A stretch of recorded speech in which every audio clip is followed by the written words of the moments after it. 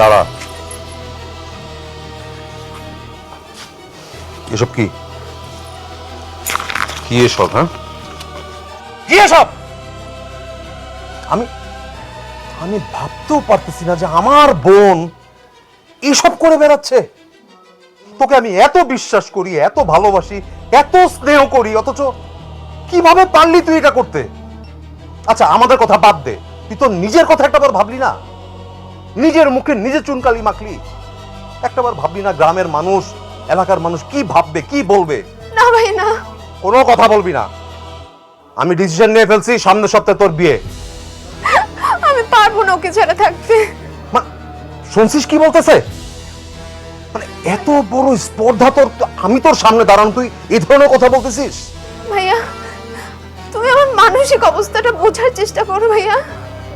ভাই, তুমি তোকে পছন্দ করো, তুমি জানো ভালো একটা ছেলে, তাহলে কেন এমন করতেছো?